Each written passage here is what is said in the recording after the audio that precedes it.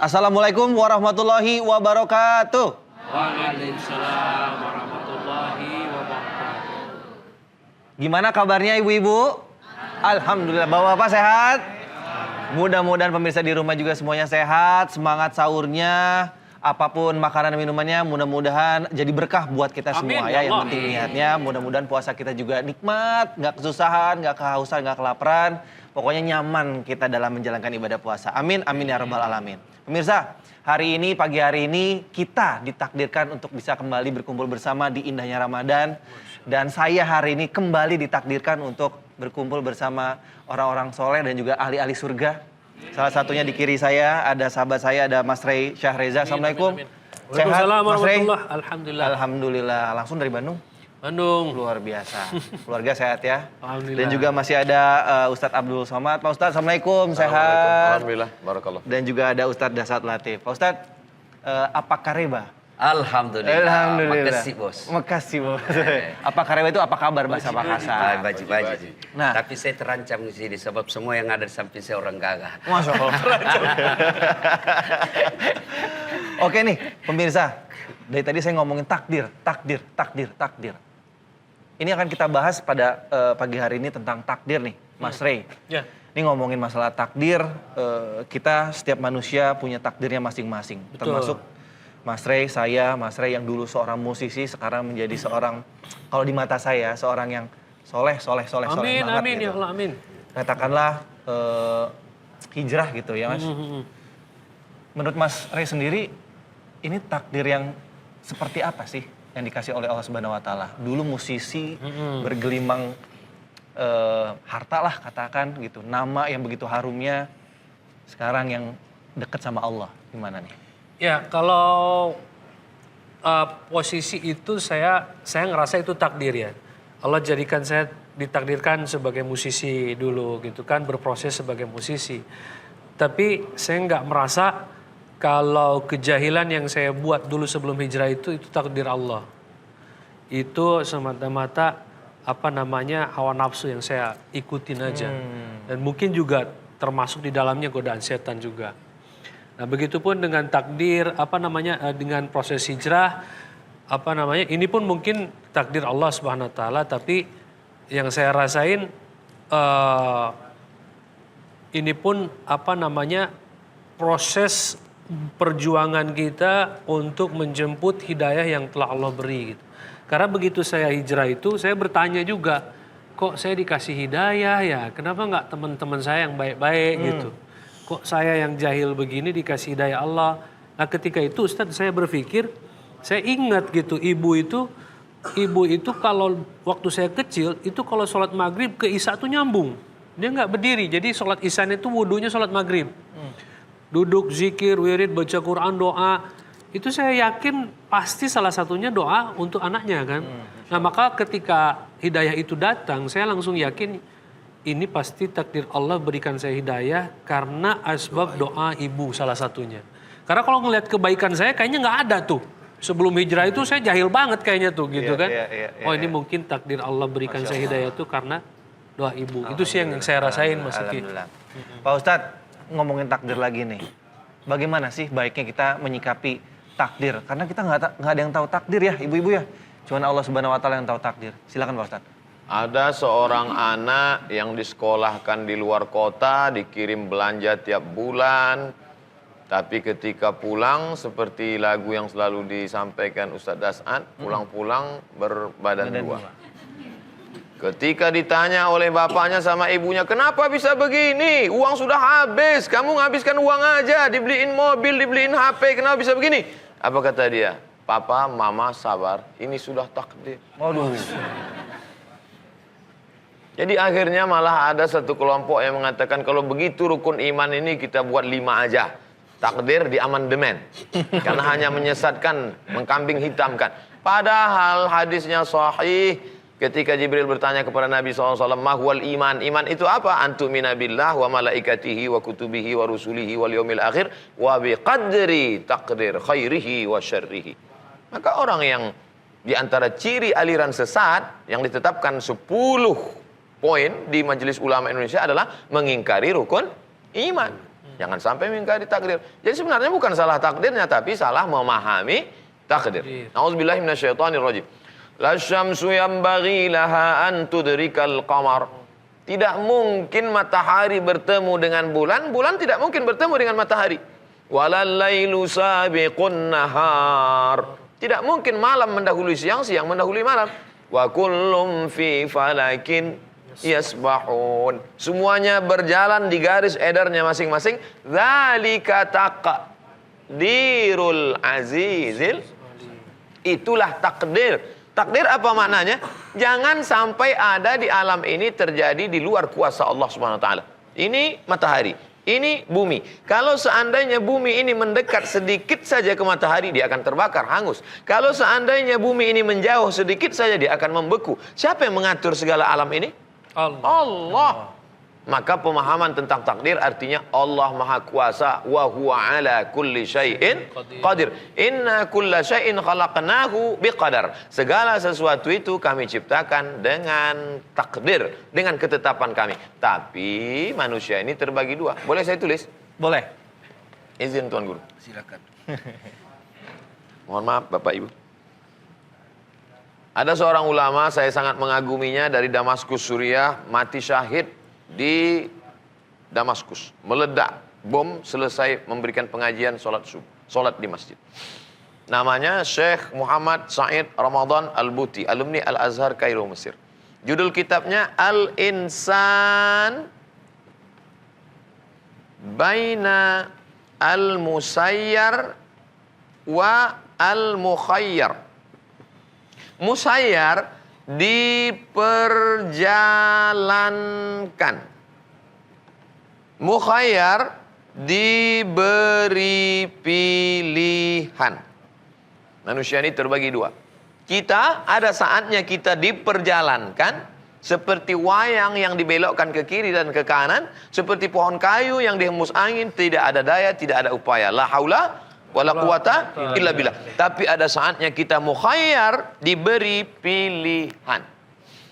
Saya menjadi orang Melayu dari Pulau Sumatera, itu musayyar atau mukhayyar? Musayyar. Saya diperjalankan, saya tidak punya pilihan. Andai dulu datang malaikat membawa kertas multiple choice. Abdul Somad, kau mau jadi apa? A. Arab, B. Batak, C. Cina. Kau mau jadi apa? Kenapa sebut Batak? Abdul Somad Batubara dari Sumatera Utara. Saat itu kita diperjalankan, tidak ada pilihan sama sekali. Lalu kemudian Ustadz Das'ad Latif menjadi orang Bugis dari Pulau Sulawesi di kota yang terjauh di dunia, ujung pandang. Dan itu dia tidak bisa memilih. Itu adalah pilihan Allah Subhanahu wa taala. Tapi ada saatnya kita berada di antara dua pilihan takdir Allah Subhanahu wa taala. Antara menyampaikan materi ini berdiri atau duduk. Saya terpaksa atau memilih? Memilih. Saya bisa duduk. Saya bisa berdiri, terserah saya. Maka ketika seorang anak yang diberi uang tiap bulan, diberi HP dengan penuh kasih sayang, disekolahkan jauh di kota supaya dia dapat pengetahuan, tiba-tiba uang dia pakai untuk sabu. Maka saat pulang ditanya orang tuanya, "Nak, kenapa kau sampai tertangkap polisi dibawa ke BNN? Kenapa bisa begini?" "Papa, mama sabar, ini takdir." Saat itu dia kan punya pilihan. Allah kan kasih kau telinga untuk mendengar. Allah berikan kau mata untuk melihat. Allah beri kau hati untuk merenung. Allah beri kau akal untuk berpikir. Sudah baik, olahraga, sehat. Tiba-tiba begitu habis minum kopi, batuk, mati. Itu orang kalau tidak percaya kepada takdir, dia bisa jadi ateis, dia bisa jadi kafir, dia bisa ingkar. Kenapa yang meninggal itu keluarga saya? Kenapa bukan keluarga orang lain? Kenapa ujiannya begitu berat? Tidak ada jalan lain kecuali berkata, Inna lillah wa inna ilaihi raji'un. Oleh sebab itu, salah memahami takdir, kita bisa menjadi apatis dan bisa menjadi ateis. Masya Allah. Kalau jomblo, jadi pilihannya yang mana nih? Iya, cuman senyum-senyum sendiri. Jomblo yang mana Pak Ustadz? Jomblo fisabilillah. Baik, pemirsa, jangan kemana-mana. Nanti akan kita lanjutkan lagi. Tetap bersama kami hanya di Indahnya Ramadan.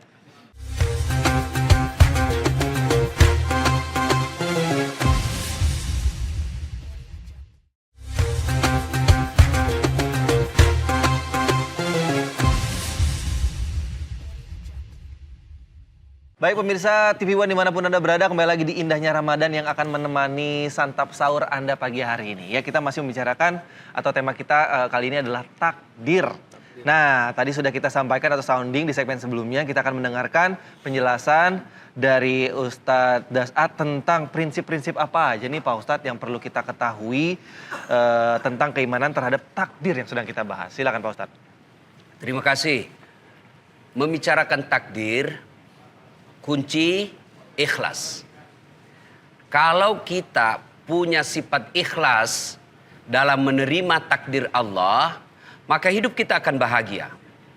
Kapan dia tidak ikhlas menerima keputusan yang Allah berikan dalam hidupnya, maka dia akan sengsara.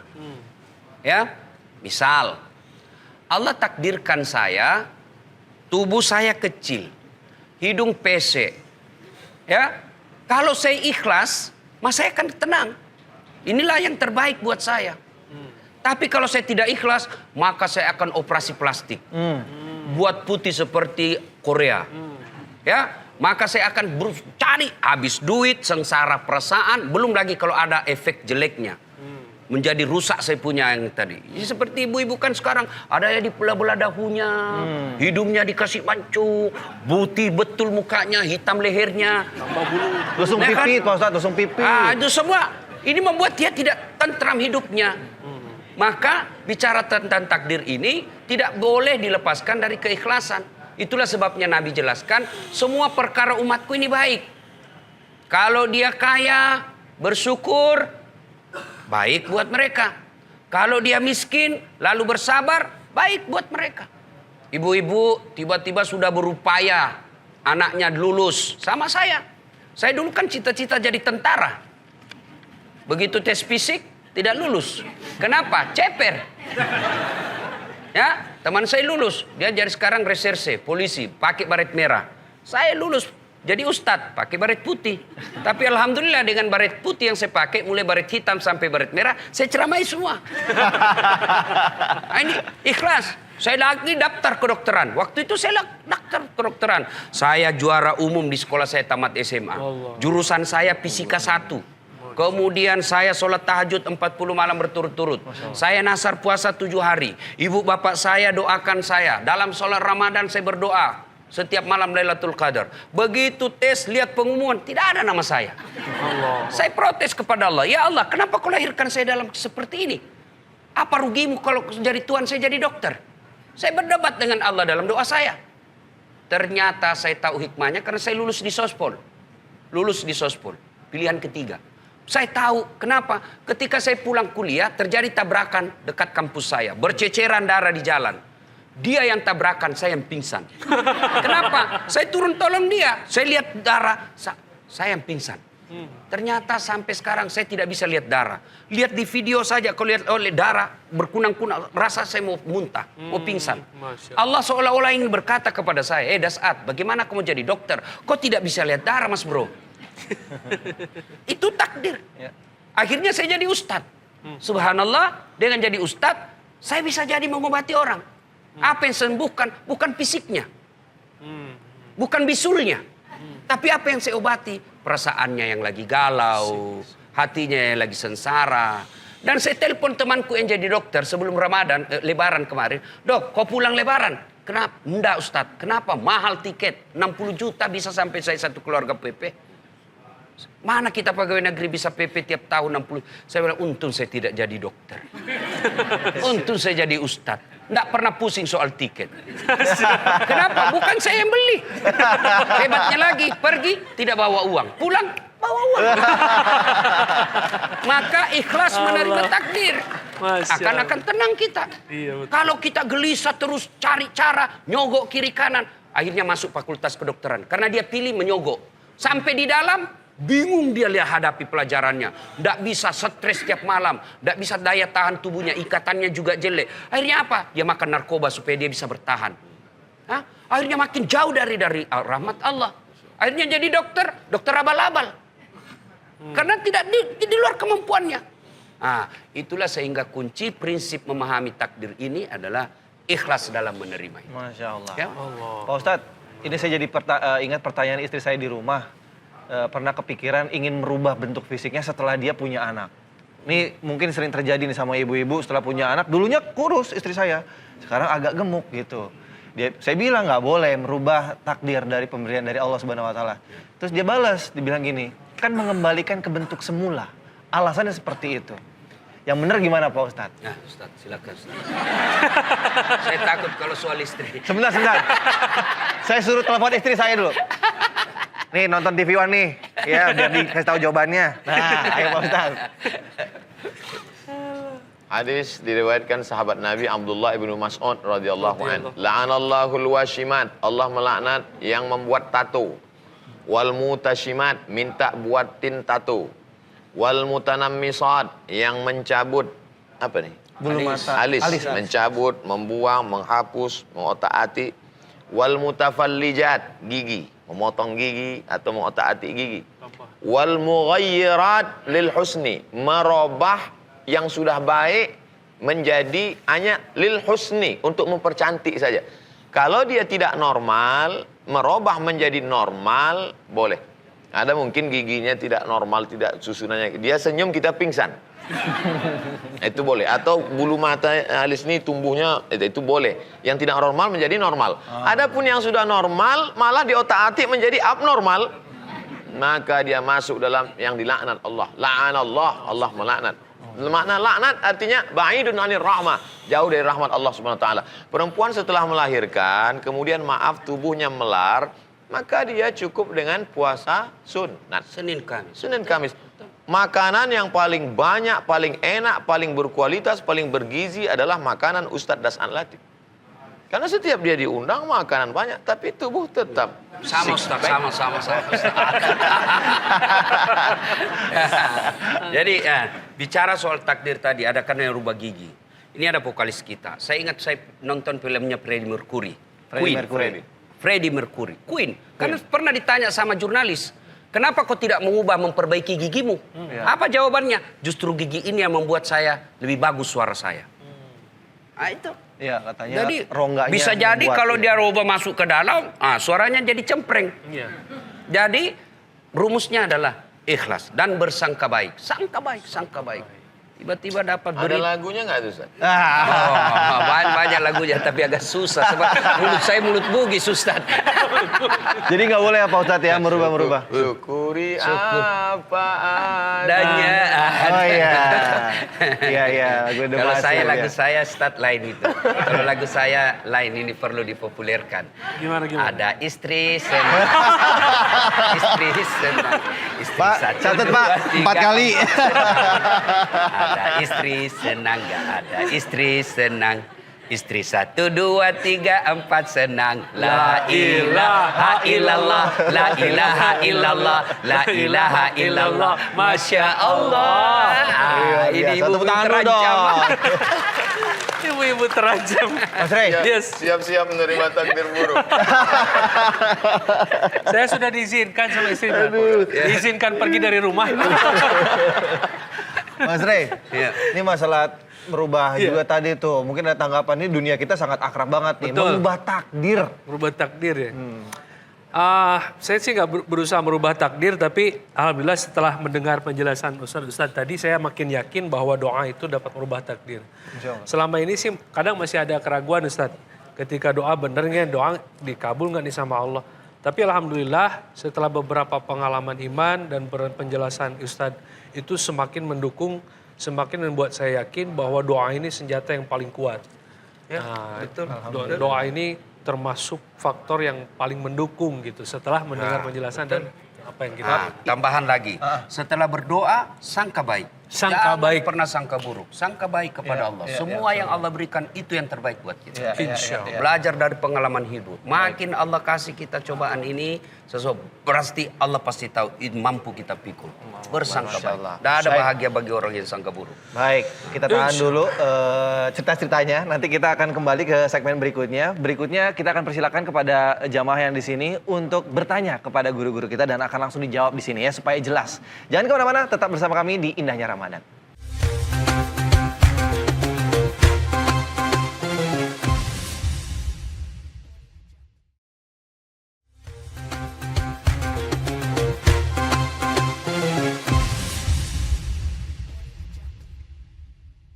Baiklah pemirsa setia TV One dimanapun Anda berada, kembali lagi di indahnya Ramadan. Baik, kita masih membahas tentang takdir.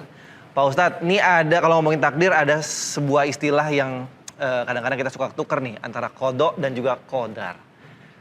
Bisa Pak Ustadz jelaskan biar kita nggak pernah keliru lagi nih, kodok dan kodar itu apa sih bedanya? Silakan Pak Ustadz. Innallaha katabal maqadir. Allah menuliskan takdir qabla an yakhluqas samawati wal ard, sebelum Allah menciptakan langit dan bumi, bi khamsina alfa sanatin, 50.000 tahun. Hadis riwayat Muslim.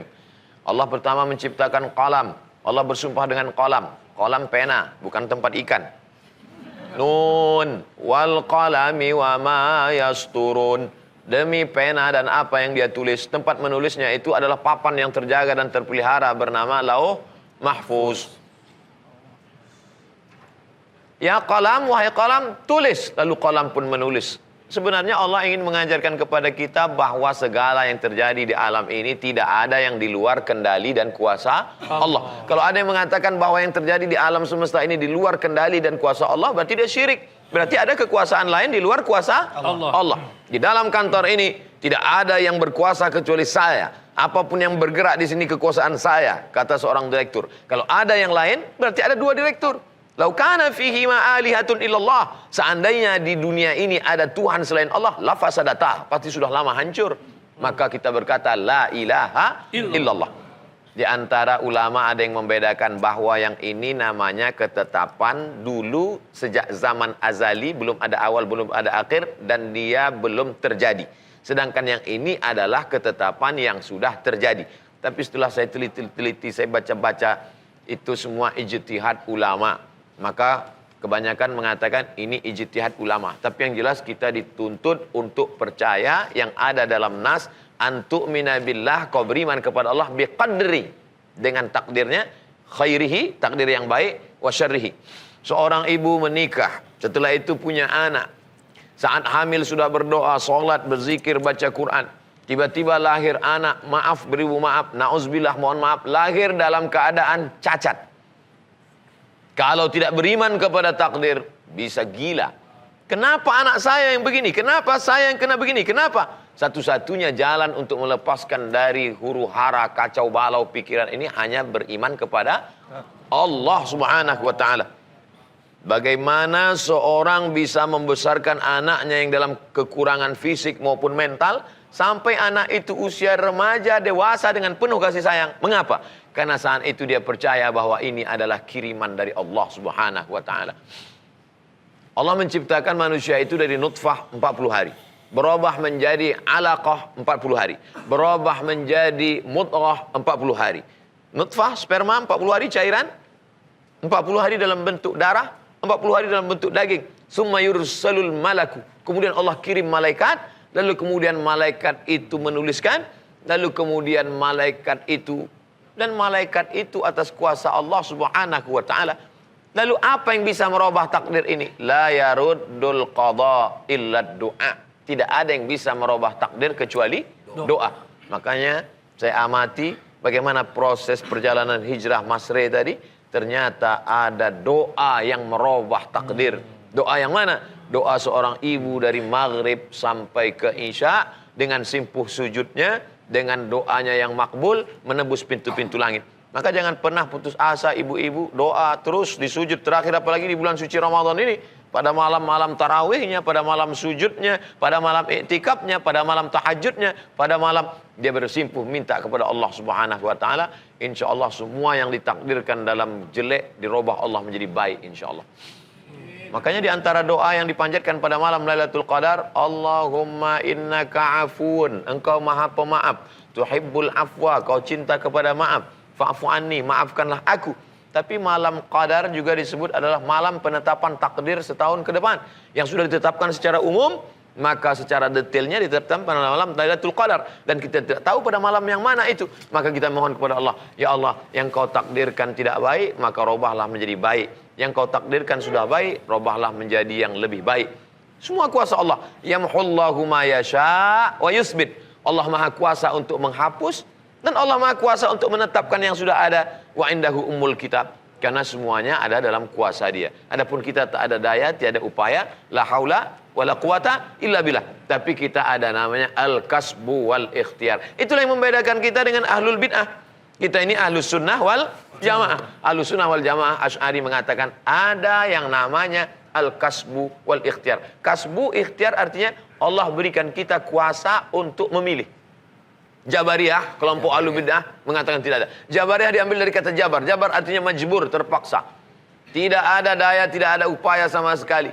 Inilah aliran yang sesat, menyesatkan, dhalla wa adalla. Semua yang terjadi ini. Kalau ditanya dia, kenapa kamu berzina? Ini adalah takdir. Kenapa kamu mabuk?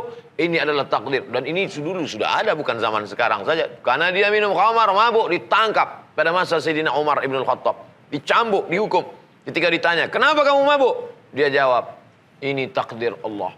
Kata Umar bin Khattab, cambuk dia dengan hukuman hudud orang minum khamar dengan bonus tambahan. Kenapa hukumannya ditambah? Yang pertama, karena dia minum khamar. Yang kedua, karena bicara takdir tanpa ilmu. Oleh sebab itu, masalah minum khamar adalah pilihan. Wallahu a'lam. Wallahu a'lam. Tuh, memilih nih Mau Mas Rey. tanya sedikit nih. Mau nanya boleh, boleh. Ini kan masalah takdir juga Ustaz. Doa dapat merubah takdir tadi barusan kita dengar dari Ustaz. Nah, katanya doa terbaik itu di saat sujud terakhir. Cuman kan ketika sholat 5 waktu itu, kalau kita laki-laki kan berjamaah nih. Kalau imam kan kadang-kadang ada yang lama, di sujud terakhir ada yang cepat. Nah, apakah itu doa di sujud terakhir ini berlaku di sholat sunat atau tidak? Aqrabu ma yakunul abdu min rabbihi wa huwa sajid. Orang yang paling dekat dengan Allah adalah pada saat dia bersujud. Fa'aksiru fihi doa, maka perbanyaklah doa di sujud itu. Hadis riwayat Muslim. Maka kalau kita berimam di Masjidil Haram, Masjid Nabawi yang di sana imamnya sujud lama, maka setelah baca Rabbiyal A'la, Subhana Rabbiyal A'la, Subhana Rabbiyal A'la wa bihamdi, ada masa kosong, kita baca doa apa yang kita ingin ucapkan. Tidak bisa pakai bahasa Arab, bahasa kita, bahasa Indonesia, bahasa Bugis, bahasa Batak, bahasa Sunda, di dalam hati, tidak dilafazkan di mulut. Karena kalau selain bahasa Arab dilafazkan di mulut, sholatnya batal. Tapi kalau di tempat kita imamnya tercepat, nah, maka jangan kita terlalu lama, nanti menimbulkan fitnah. Kita khawatir kita berdoa, makmum di sebelah membatalkan sholatnya, disangkanya kita sakratul maut. Nah, jangan sampai menimbulkan fitnah. Tapi yang paling bagus supaya selamat jauh dari riya adalah ketika tengah malam. Rajulun sab'atun yuzillumullah, ada 7 golongan yang mendapatkan naungan Allah pada hari itu, tak ada naungan kecuali naungan Allah. Siapa dia? Rajulun, seseorang, zakarallah, yang mengingat Allah khalian, pada saat sunyi sepi, tak ada orang melihat. Di tengah malam bulan suci Ramadan, di rumahnya, di kamarnya sendirian, semua sedang tidur sendirian bersujud, menetes air matanya. Itulah yang paling afdol. Tapi kadang orang ketika sholat sendiri sujudnya cepat, seperti stempel pos. Tapi begitu dia di depan orang ramai di masjid, Masya Allah, lamanya, lama sekali. Rupanya kawannya di pojok sedang merekam. Bikin konten. Beling-beling. Gitu Mas Rey. Mengenai kodar-kodar, mungkin dari Ustadz Dasat ada yang mau ditambahkan? Ya, apa hikmah sebenarnya sehingga kita perlu membicarakan soal takdir? Salah satu hikmahnya, kita ingin bahwa takdir itu di luar tanggung jawab kita. Allah tidak akan menuntut seseorang nanti, Dasat, kenapa kau lahir dalam keadaan Bugis? Enggak, Allah tidak tuntut. Kenapa? Saya terima beres. Ustadz Abdul Somad, kenapa kau dilahirkan dalam keadaan Melayu? Tidak ditanya. Tapi, Dasat, kenapa kau pembohong? Itu pilihan. Kau boleh menjadi pilihanmu pembohong atau jujur. Kamu juga tukang tipu atau yang baik. Itu pilihan. Tapi kalau kita warna hitam kulit, putih, itu takdir. Tidak bisa dituntut. Karena kalau memahami takdir tanpa iman, bisa kita salah. Bahkan menjadikan nasib buruk kita, keburukan kita itu dijadikan Allah sebagai kambing hitam. Nah, itulah sehingga penting kita memahami dengan takdir ini. Sehingga ada yang disebut takdir baik, takdir buruk. Takdir baik saya jadi ustadz. Takdir buruk saya, mungkin nanti yang agak buruk-buruk itu, yang orang misalnya istri saya takdir buruknya, oh dia dapat saya misalnya berpoligami. Saya bilang sama istri saya, kau bersuamikan saya, itu takdir baikmu. Kalau tiba-tiba kau dapat besok saya berpoligami, itu takdir buruk. Dan kau harus percaya dua-duanya. Iya. Saya catat dulu Pak Ustadz, tadi udah ngomong poligami 2 kali ya Pak? Ya. Baik, pemirsa, nanti kita akan mendengarkan penjelasan dari Ustadz Dasat mengenai prinsip-prinsip apa saja yang perlu kita ketahui berhubungan dengan tentang keimanan terhadap takdir. Jangan kemana-mana, tetap bersama kami di Indahnya Ramadan.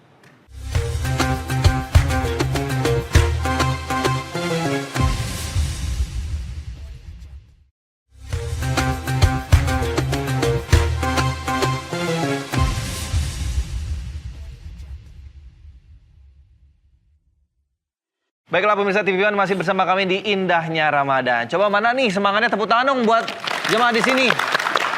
Harus semangat ya, sahur-sahur ngantuk-ngantuk harus semangat biar berkah puasanya. Baik, sekarang kita akan berikan kesempatan untuk jamaah, untuk Anda semua yang ada di sini bertanya kepada Pak Ustadz. Monggo silakan, buat ibu-ibu dulu, ladies first. Iya, ibu-ibu silakan. Assalamualaikum warahmatullahi wabarakatuh. Waalaikumsalam. Nama saya Halimah Lubis dari Majlis Taklim El Pawas Jakarta. Ingin menanyakan bagaimana menyikapi takdir dengan ikhlas. Saya akan tanyakan ke Ustadz Sa'ad At-Tatib.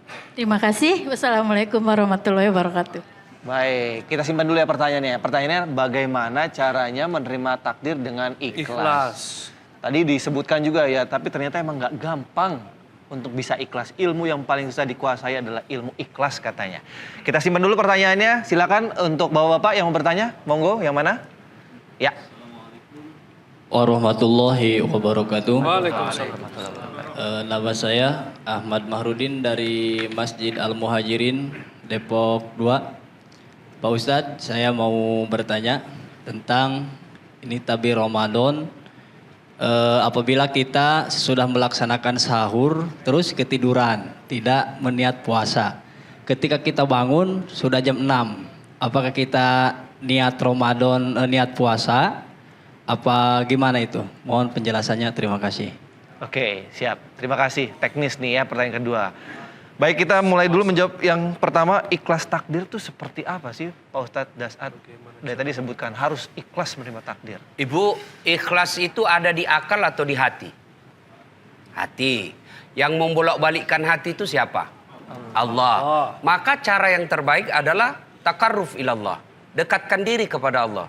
Bagaimana mendekatkan diri kepada Allah? Salah satu diantaranya adalah doa. Ramadan ini salah satu namanya adalah bulan dikabulkannya doa-doa manusia. Maka untuk melatih keikhlasan itu, urusan hati, ibu harus banyak berdoa. Dan doa itu tidak harus bahasa Arab. Doa itu bahasa gaulnya curhat. Ibu nih apa penyakitnya? Misalnya ketahuan suaminya kawin lagi nih. Ya misal. Ini ibu sensitif betul kalau kita cerita poligami. Ya itu kan takdir.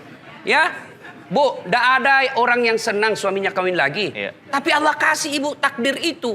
Allah tahu berarti ibu mampu memikulnya. Maka untuk melatih ikhlas itu berdoa. Ya Allah, saya tidak senang takdirmu ini ya Allah. Maka, ya Allah, berikan saya keikhlasan untuk menerima ini. Dan jadikanlah takdir saya ini amal kebaikan di sisimu yang memberatkan timbangan kebaikanku nanti di akhirat. Ibu boleh doa begitu. Sekarang juga? Boleh. Daripada ibu doa bahasa Arab, kan bingung. Kalau kita bahasa Arab, kalau kita pernah belajar bahasa Arab, enak nyambungnya. Apalagi kalau doa-doa dalam Quran kan, kalau kita doa dalam Quran, dapat pahala ngaji, dapat pahala doa. Tapi kalau ibu tidak tahu bahasa Arab, tidak usah. Nanti bingung malaikat. Apa maksudnya ini bu? Lain di bibir, lain di hati. Malaikat apa maksudnya ini bu? Doa yang dia baca doa minta hujan. Ya bu, tidak ada pilihan berdoa agar ikhlas. Dan keikhlasan itu memang tidak gampang. Ya. Tidak gampang, maka perlu doa karena hanya Allah yang membolak-balikkan hati kita. Oke. Nah, ini yang berikutnya, niat. Niat itu bukan bahasa lisan. Niat itu ada di hati. Ya, niat tidak harus diucapkan. Begitu Bapak mau masuk Ramadan, sudah ada dalam hati, saya mau puasa bulan Ramadan penuh. Oh, itu sudah niat. Tanpa diucapkan, boleh. Misal sholat, yang usolli itu kan Sholli fardhu dhuhri. Itu kan umumnya ulama Melayu yang ngajarkan. Coba Anda jalan di Arab ya, masuk di Masjidil Haram Nabawi, coba lihat orang Arab jalan, Allahu Akbar. Ya kan? So rasa-rasanya ndak ada space untuk baca niat. Kalau kita kan lama sekali. Lagi loading. Jadi niat tidak harus diucapkan. Ya, niat tidak harus diucapkan. Pun kalau mau diucapkan tidak apa-apa. Kenapa ulama mengajarkan kita untuk mengucapkannya? Untuk melatih bahwa begitulah bahasa dalam hatimu. Dan Tapi nggak loading tidak harus diucapkan. Begitu Tuan Guru? Pak Ustadz silakan tambahkan mungkin yang masalah takdir. Tentang saya bertanya ke Ustadz Das'ad Latif, Ustadz ibunya masih ada? Masih. Umur ibu Ustadz berapa? 84 tahun. Masya Allah. Dalam hati saya, kenapa ibu saya meninggal umur 70 tahun? Tetap tidak ada rasa ridho untuk menerima takdir Allah. Padahal sudah meninggal hampir setahun yang lalu. Kenapa ibu saya tidak berumur panjang seperti umur ibu Ustadz Das'ad Latif? Maka hati ini tetap melawan. Maka tidak ada cara lain kecuali berdoa pada Allah. Ya Allah, tundukkan hatiku. Karena makna Islam artinya al-inqiyad wa ta'ah, tunduk. Jadi kalau kita masih melawan, kita belum Islam. Mungkin kita sudah bersyahadat, sholat, zakat, puasa, haji. Tapi kita belum Islam dalam makna ketundukan sepenuhnya kepada Allah. Sampai hari ini, walaupun sudah setahun yang lalu meninggal, kenapa ibu dia umurnya panjang? Kenapa ibuku tidak?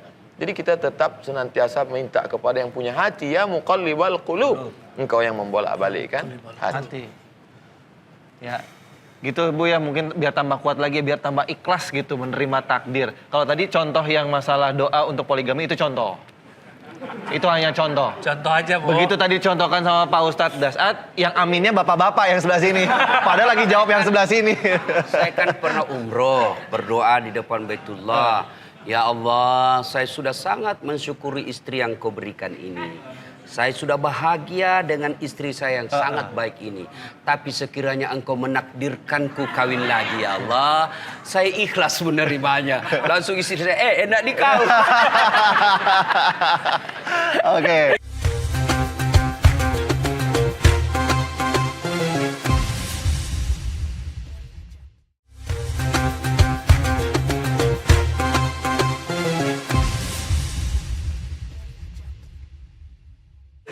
Ada pertanyaan apa nih berhubungan dengan ikhlas, takdir mungkin? Ya, itu aja paling selain doa nih. Mungkin ada lagi ya. Karena kita tuh haus ya. Kita haus ilmu nih. Selain doa yang dapat menguatkan kita untuk menjalani proses hijrah ini, itu apa yang perlu kita buat? Ustadz Abdul Somad, monggo silakan. Unzur ila man huwa asfala minka. Lihatlah pada orang yang di bawahmu. Jadi masih terkait tentang menerima takdir kematian seorang ibu. Maka kisahnya mesti melihat, ternyata teman saya dari sejak lahir tidak pernah melihat wajah ibunya. Aku masih sempat hidup bersama sampai usia 70 tahun, berarti aku tidak bersyukur pada Allah. Maka mesti melihatnya ke bawah.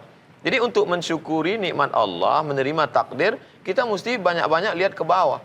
Tapi kadang manusia ini salah, ketika melihat masalah dunia, dia lihat ke atas. Maka kurang syukurnya. Kalau tidak bersyukur, kita tidak akan pernah menemukan keikhlasan. Karena ikhlas itu artinya, air susu yang keluar dari perut kambing, baina farsin wadamin. Farsin kotoran, damin darah.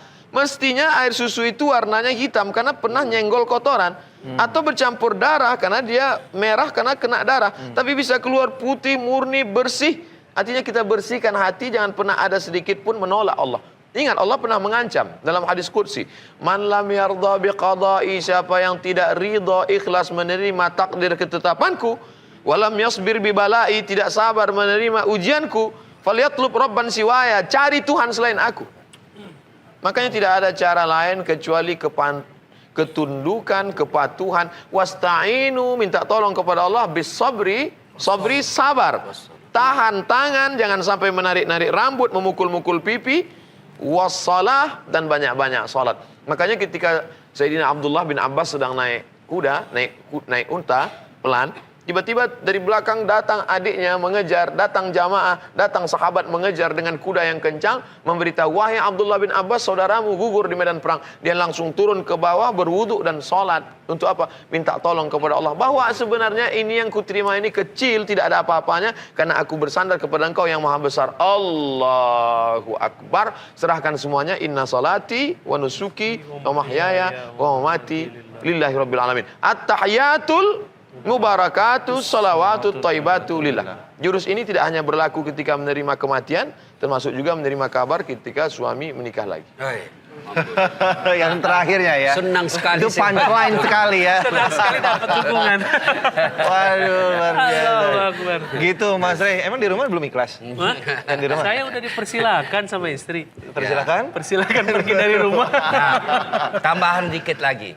Ramadan ini yang paling kita kejar itu kan ada malam yang lebih mulia dari 1000 bulan. Yaitu Lailatul Qadar. Lailah malam qadar perubahan. Maka pada malam itu berdoalah ya untuk memperbaiki. Pada malam itu semua Allah punya kuasa untuk mengubah. Misal 2021 Dasat Latif wafat. Tapi pada malam itu saya berdoa, ya Allah panjangkan umurku supaya saya bisa menghajikan orang lebih banyak. Ya Allah panjangkan umurku agar saya bisa membahagiakan orang tua saya. Allah kabulkan doa saya. Ini baik, ini Dasat. Dia berdoa bukan mau poligami. Dia berdoa supaya orang banyak haji. Dia berdoa supaya dia bisa berbuat baik kepada orang tuanya. Allah punya kuasa. Allah punya kuasa untuk mengubahnya. Maka berdoalah di dalam Ramadan ini. Cuma kadangkala setan tahu bahwa malam Ramadan ini akhirnya adalah malam akhir Ramadan itu bonus Allah tambah bonus. Maka setan berupaya. Disibukkanlah ibu dengan apa? Belanja. Disibukkanlah persiapan baju. Disibukkanlah persiapan pulang kampung. Itu setan. Karena setan ini tahu bahwa ini Dasat. Kalau dia memanfaatkan 10 malam terakhir, makin dekat dengan Allah. Bagaimana caranya supaya dia tidak dekat dengan Allah? Disibukkanlah dengan apa? Tidur, disibukkanlah dengan semua yang bisa membuat kita. Maka tidak ada pilihan lain. Ramadan ini kita harus lebih banyak berdoa kepada Allah. Mudah-mudahan yang takdir buruk ke depan Allah menjadikan menjadi takdir baik. Amin. Yang sudah baik bisa lebih baik lagi. InsyaAllah. Baik, terima kasih buat Ustadz Abdul Somad, terima kasih untuk Ustadz Dasat untuk ilmunya dan juga informasinya pada hari ini. Mudah-mudahan berguna dan bermanfaat untuk kita semua. Jangan hanya masuk kuping, jangan lupa diamalkan juga. Ya, terima kasih Mas Rey, sukses selalu karirnya. Amin, amin. Salam untuk keluarga, hati-hati di jalan pulang. Dan untuk menutup perjumpaan kita pada pagi hari ini, seperti biasa kita akan mendengarkan doa dari Ustadz Abdul Somad. Pak Ustadz, silakan. A'udzubillahi minasyaitonirrajim. Bismillahirrahmanirrahim. Alhamdulillahirabbil alamin wassalatu wassalamu ala asyrafil anbiya wal mursalin sayyidina wa maulana Muhammadin wa ala alihi wa sahbihi ajma'in. Allahumma ja'alna radina liqada'ik. Jadikan kami orang-orang yang ridha, tulus, ikhlas, bersih hati menerima segala ketetapan-Mu ya Allah. Jadikan kami orang-orang yang senantiasa berhusnuzan kepadamu sebagaimana Kau sabdakan dalam hadis qudsi, ana inda dhanni 'abdi bi, aku menurut prasangka hambaku kepadaku. Ya Allah, kalau Kau takdirkan dalam tulisan Lauhil Mahfuz kami menjadi baik, jadikan ketetapan untuk diri kami ya Allah. Amin. Kalau dalam tulisan itu ada sesuatu yang tidak baik bagi kami, maka robahlah menjadi sesuatu yang baik ya Allah. Hasbunallah wa ni'mal wakil, ni'mal maula wa ni'man nasir. Engkaulah sebaik-baik penolong, la haula wala quwata illa billah, tiada daya, tiada upaya hanya kecuali Engkau tempat kami berserah diri. Rabbana 'alaika tawakkalna, kepada Engkau kami bertawakal, wa ilaika anabna, kepada Engkau kami kembali, wa ilaika masir, kepada Engkau kami semua akan menghadap. Maka jadikan kami orang-orang yang menghadap-Mu dalam keadaan Kau ridai ya Allah. Rabbana atina fid dunya hasanah wa fil akhirati hasanah wa qina adzabannar. Wa sallallahu ala sayyidina wa maulana wa syafi'ina wa dzukhrina Muhammad wa ala alihi wa sahbihi wasallam walhamdulillahi rabbil alamin.